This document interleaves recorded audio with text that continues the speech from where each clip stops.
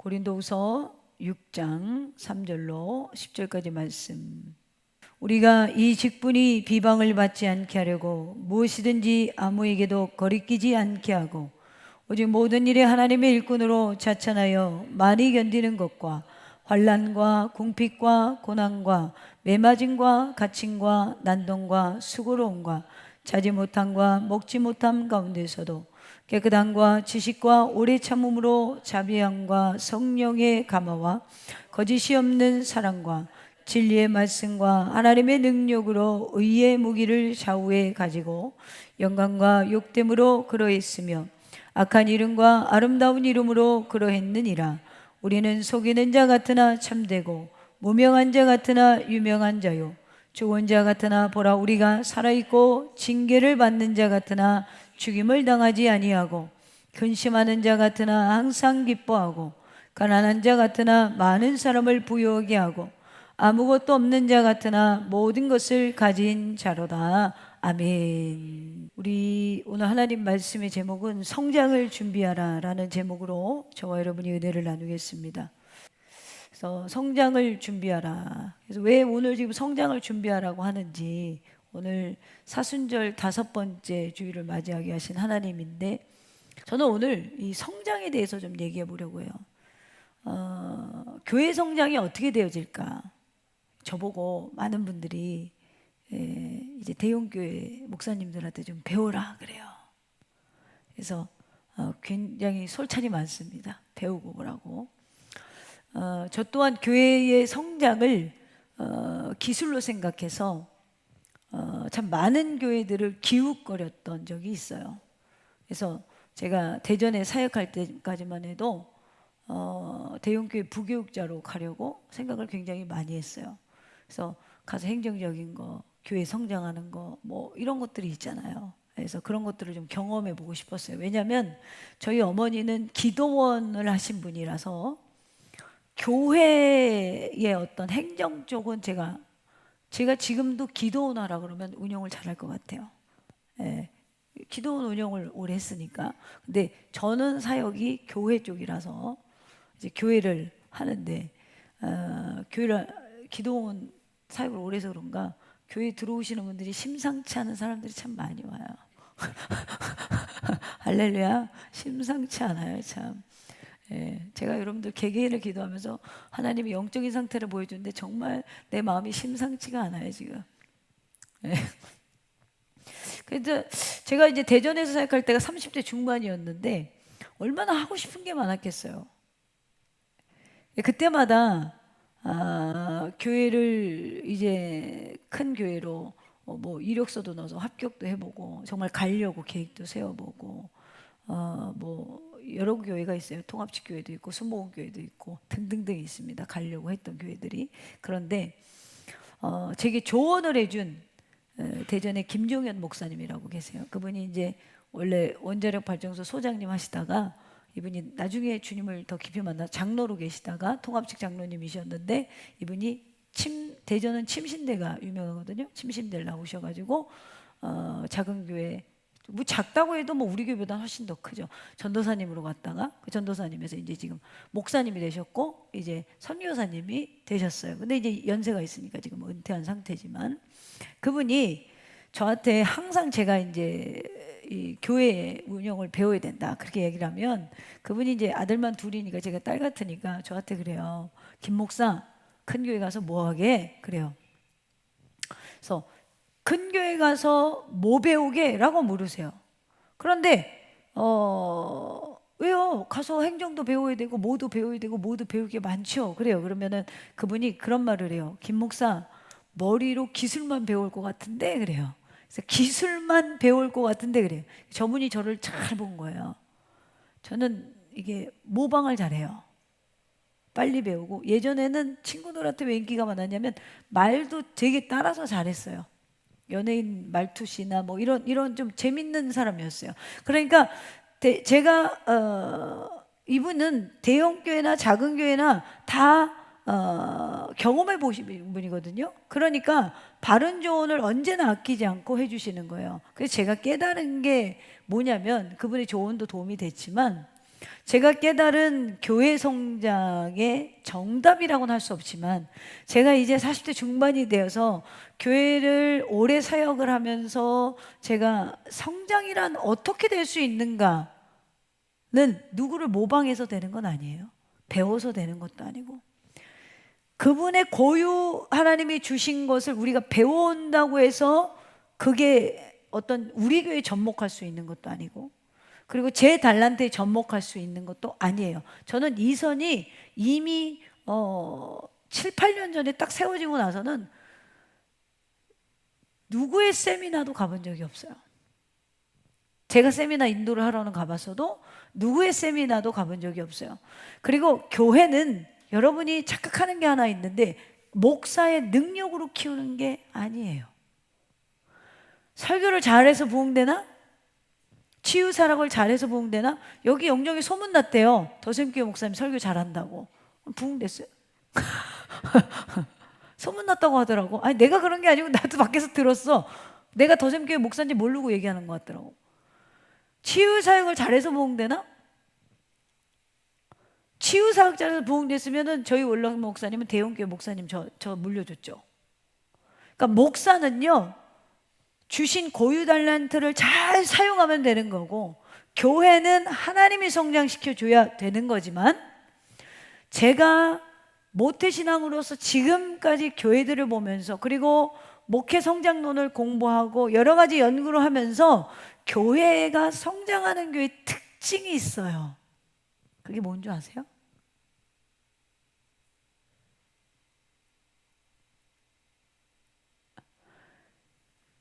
그 성장하는 특징이 뭐냐면, 한 마음으로 교회를 사랑하고 있는 자들이 많다라는 거예요. 교회를 한 마음으로 사랑하면 어떤 현상이 일어나냐면 연합이 돼요. 교회를 한 마음으로 사랑하는 사람들이 있는 곳은 반드시 부흥이 일어납니다. 교회를 한 마음으로 사랑하는 단체는, 공동체는 하나님이 도와줄 수밖에 없는 거예요. 쟤들 저렇게 교회를 사랑하고 하나님의 일을 해본다고 뭔가를 계속 추진해 나가는 거예요. 근데 거기에 하나님의 도우심이 없겠냐는 거죠. 여러분, 천국은요 각계 전투로 가는 건데, 교회 성장은 사랑의 연합을 통해서 성장되더라는 거예요. 내가 교회에 관심이 없으면 아무리 전도해도 영혼들이 안 와요. 나도 관심이 없는데? 내가 먼저 교회 문턱이 닳도록 교회에 관심이 있어야 되는 거예요. 교회는 그럼 뭘 해야 되냐? 양육과 예배를 드리는 데 집중해야 되는 거예요. 다른 게 아니에요. 교회는 다른 게 필요가 없어요. 어떤 시스템이나 프로그램이나, 여러분, 예배에 만족하면 모든 성도들의 대부분은 만족을 해요. 예배에 만족하면. 근데 예배에 만족이 없는 내가 나가서 예배를 드린다? 전도를 한다? 불가능한 거죠. 그럼 우리가 예배의 만족을 누리려면 어떻게 되냐면, 여러분의 기준이 말씀으로 바뀌셔야 돼요. 이게 안 바뀌면 절대 안 돼요. 제가 계속 강조하는 거죠. 그래서 저는 늦어도 이거 안 바꿀 거예요. 제게 하나님이 내 평생에 10명밖에 성도를 안 붙여줘도 그건 할 수 없는 거예요. 왜요? 저는 제 방법이 하나님의 방법이라고 생각해요. 그리고 저는 주님 앞에 갔을 때 떳떳하고 싶어요. 너 성도 돈으로 받지? 너 성도 뭘로 받지? 너 성도 이렇게 받지? 이렇게 해서 그 사람 일하게 했지? 이런 평가가 아니라, 넌 정말 내 말씀만 전하다 왔구나. 착하고 충성된 종아. 저는 이게 가장 하나님 앞에 칭찬받는 거라고 생각하고, 그리고 교회 목사가 해야 되는 일은 바로 이거, 말씀으로 양육하는 거라고 생각해요. 교회 성장은 여러분이 시키는 거예요. 교회를 사랑하고 연합하면 교회는 성장하게 돼 있어요. 근데 연합이 안 되면 아무리 좋은 예배당을 하나님이 주셔도 안 돼요. 여러분, 지금 물론 성장하는 교회도 있지만 교회 건물은 큰데 텅텅 빈 교회가 진짜 많아요, 한국에. 너무너무 많은 거예요. 그럼 왜 하나님이 이런 일들을 벌이고 있는가? 오늘날 교회도 마찬가지예요. 우리가 성장은 하나님이 주시는 축복이지만 동시에 믿음의 성숙과 헌신이 동반되어야 되는 거예요. 그러니까 교회라는 게 부담스럽다, 교회라는 게 힘들다라는 건 내가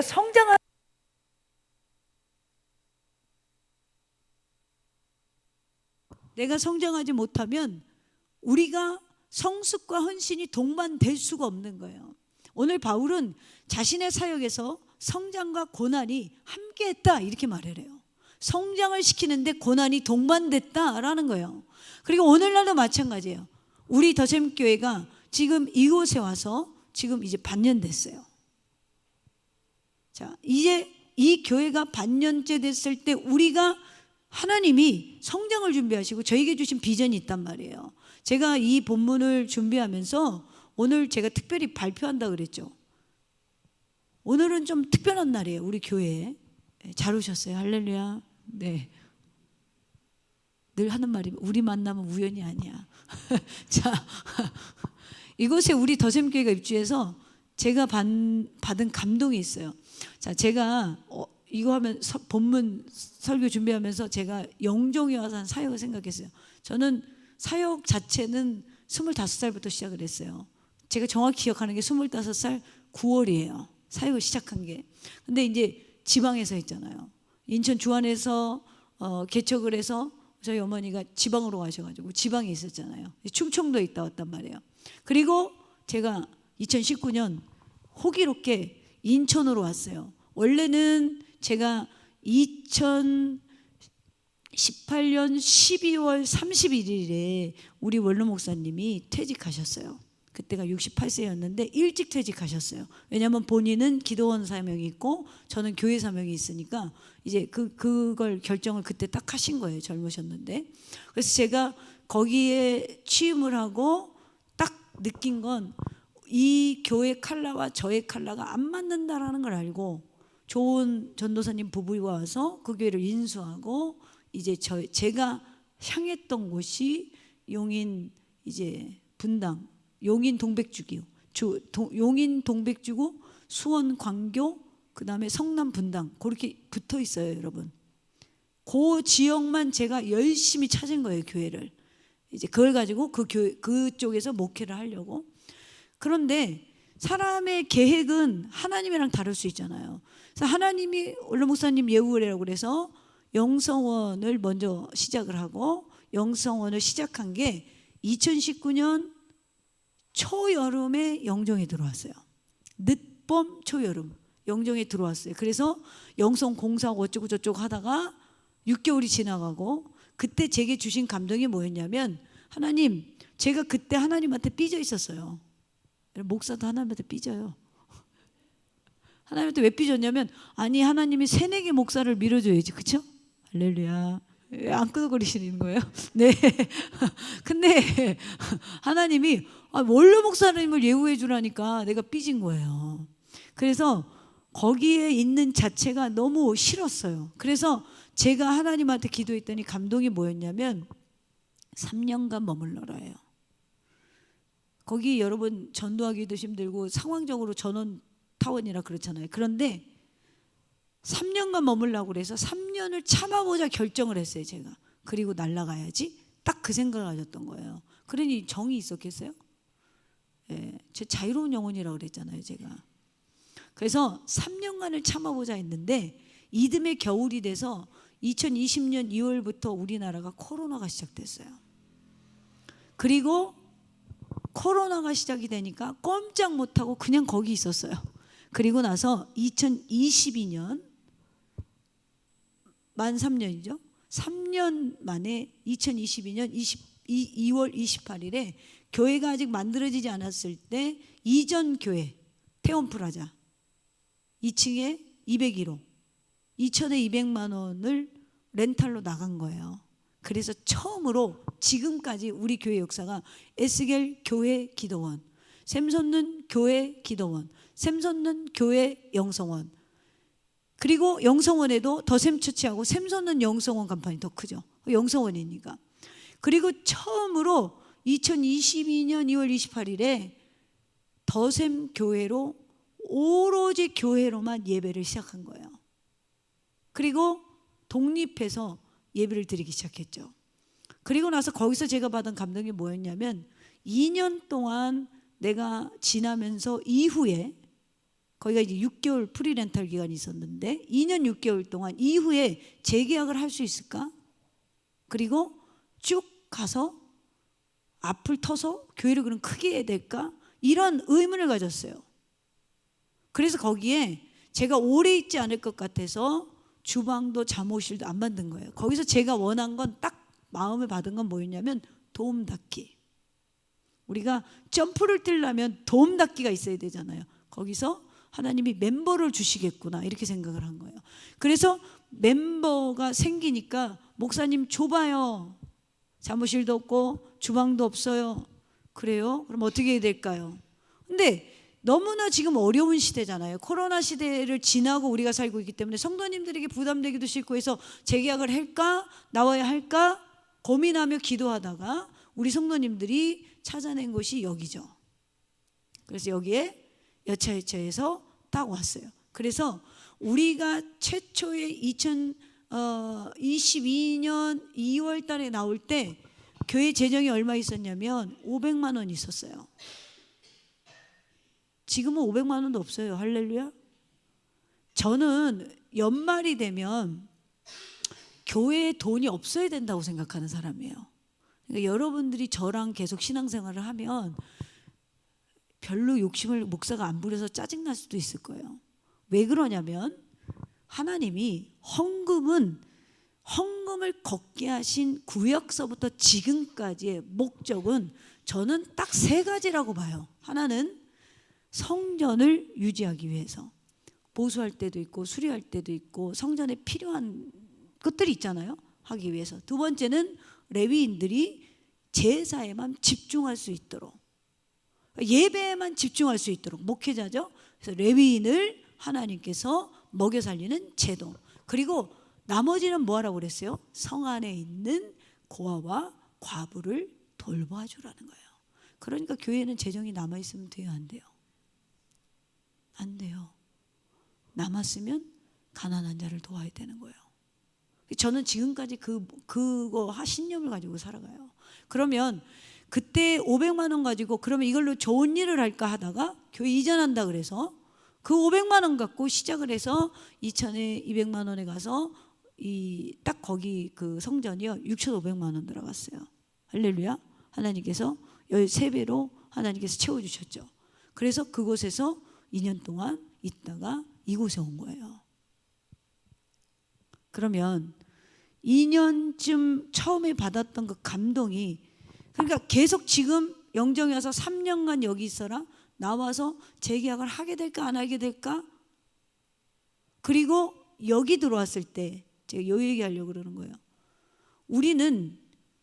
저는 되게 이성이 강한 사람이거든요. 이성이 강한 사람은 하나님의 약속을 되게 잘 까먹어요. 왜 그러냐면 현실주의자이기 때문에. 첫 감동 주신 게 하나도 지금까지 더샘교회를 향해서 틀린 게 없었거든요. 근데 이성이 강하다 보니까 있고 오히려 인간은 흔들리잖아요. 언약도 누가 깼다고요? 사람이 깼지 하나님이 깬 게 아니잖아요. 하나님은 한 번도 더샘교회를 향한 감동된 약속을 뒤로 무르지 않았구나. 제가 이 설교를 준비하면서 생각했어요. 우리 일부에 김계현 선교님이 들어오는데 제가 감동받았어요. 저분이 이제는 자리를 잡았구나, 크리스찬으로. 그래서 세례 받으라 그랬어요.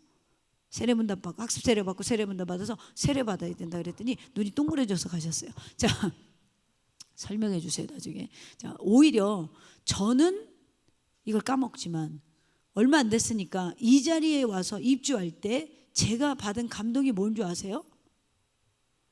전 별로 안 좋았어요. 왜요? 오래 있을 것 같아서. 저 영혼이 자유롭다고 했잖아요. 이제 붙들렸구나. 이제 붙들렸구나, 이런 생각에 좋기도 한데 한편으로는 되게 마음이 무거웠어요. 이게 솔직한 제 심정이에요. 왜냐하면 저는 자유로운 영혼이라 그래요. 그래서 제가 이전 감사 예배 드릴 때가 작년 8월 10일이었잖아요. 6개월 전이죠. 10일에 제가 이런 말 했잖아요. 5년 안에 이 건물을 다 접수할 거야. 선포한 게 오래 있을 것 같아서 선포한 거예요. 그러니까 그냥 된 게 아니라 하나님이 주신 감동으로 됐다라는 거죠. 그러면 하나님이 이곳에 뭐가 있죠? 성장시킬 비전이 있어요, 없어요? 있다라는 거예요. 오래 간다라는 건 이곳에서 성장시킬 비전이 있다라는 거예요. 제 최종 목회의 가드라인은 선교센터까지예요. 그래서 저는 나이가 들면 선교하려고 하거든요. 그러면 우리가 하나님이 이 교회 주신 교회 성장과 확정을 통해서 우리가 그러면 한 사람 한 사람, 두세 사람 주님의 이름으로 모인 곳에 주님이 함께 한다고 했잖아요. 그럼 우리가 지금은 미약하지만 우리가 준비해야 되는 게 뭐냐? 첫째는 성장을 위한 장애물을 제거하셔야 돼요. 3, 4절에 보니까 이런 말씀이 있습니다. 3절에 먼저 우리가 이 직분이 비방을 받지 않게 하려고. 여러분 굉장히 중요한 말씀 하시는 거예요. 이 말씀에 보면 사도 바울께서 성도 한 사람 한 사람에게 직분이 복음의 걸림돌이 되지 말라는 거예요. 복음의 걸림돌이 된다는 건 뭐예요?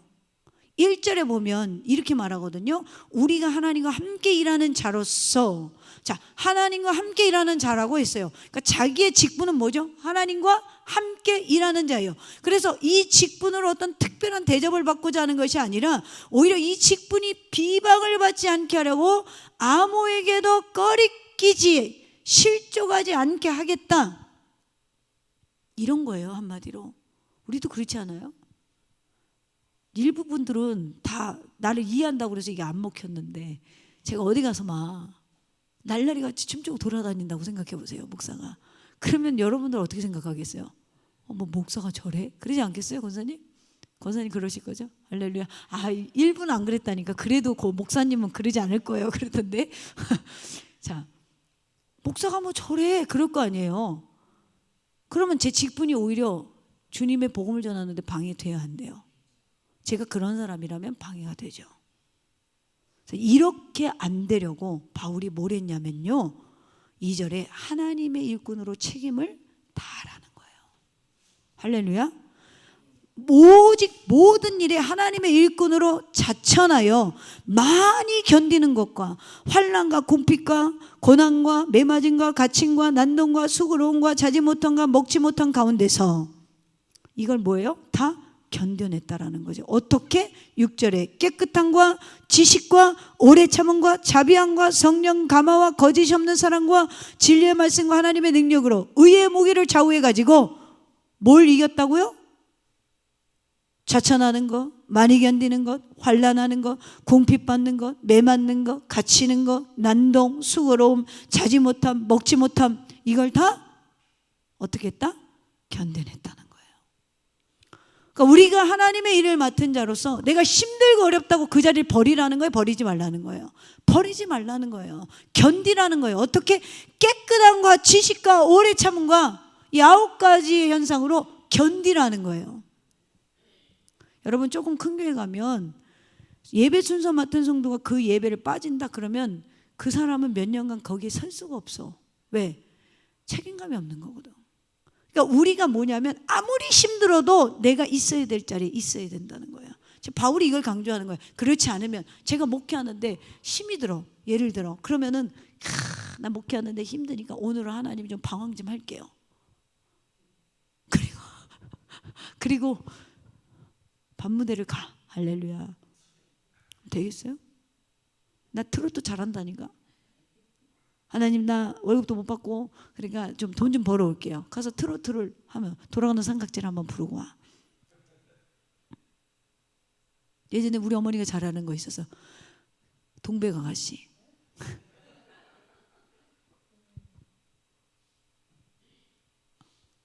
우리 유치원에서요, 김광희 엄마가 안 오면 노는 걸 시작을 안 했대요.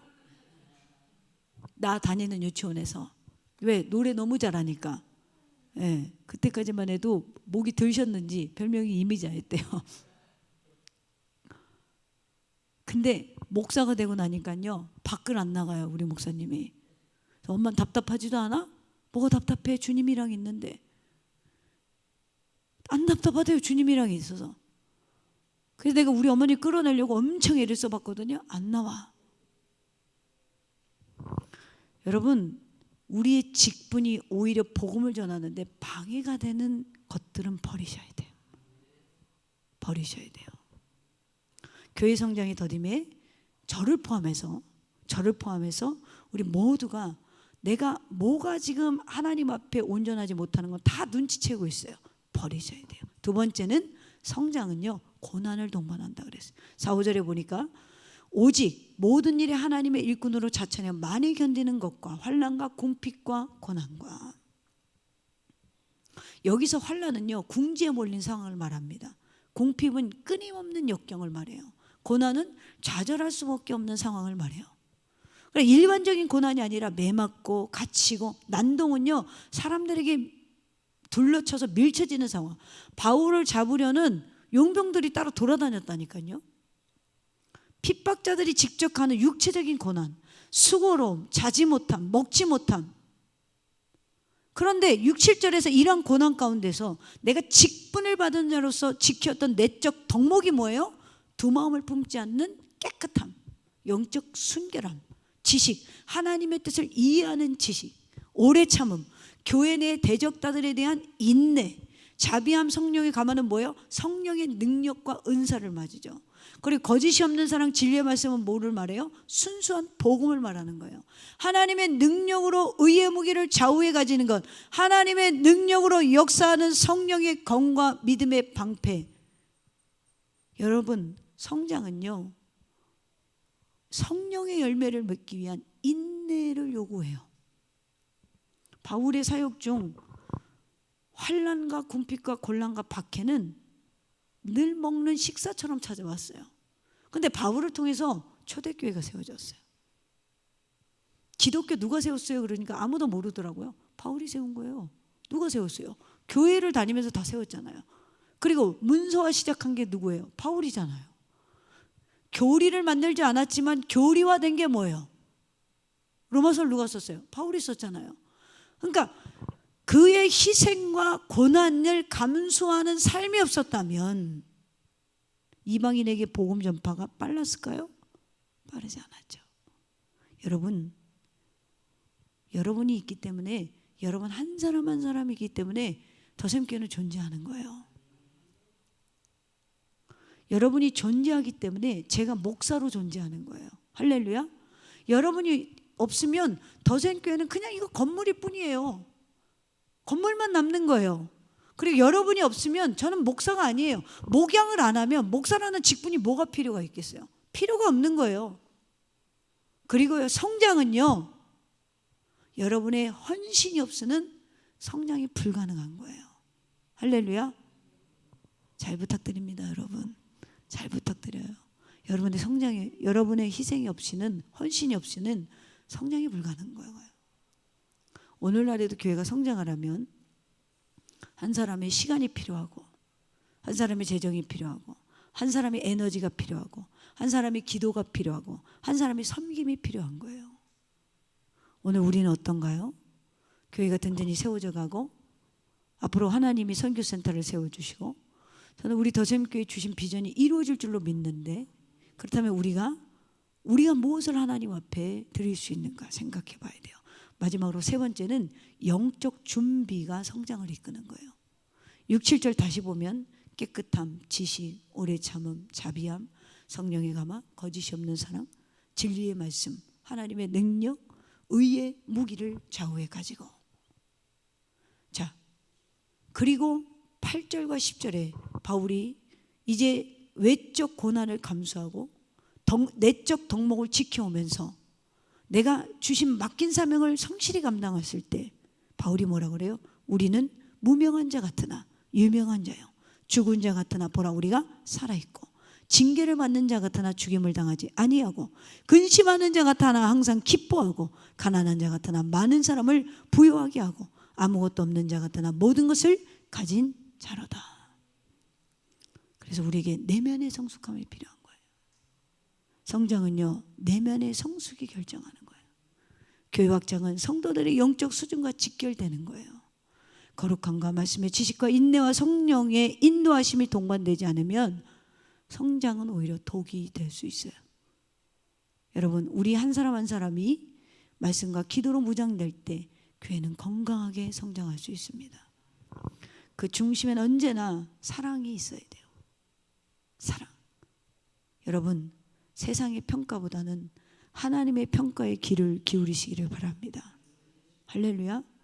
하나님 앞에 바울은 무명하고 핍박받는 존재였지만 무명한 자 같으나 유명한 자가 되었고, 죽은 자 같으나 살아 있었고, 징계를 받는 자 같으나 죽임을 당하지 아니했어요. 근심하는 자 같으나 항상 기뻐했고, 가난한 자 같으나 많은 사람을 부유하게 했고, 아무것도 없는 자 같으나 모든 것을 가진 자였습니다. 저는 우리 교회가 그렇게 성장되어질 줄로 믿습니다.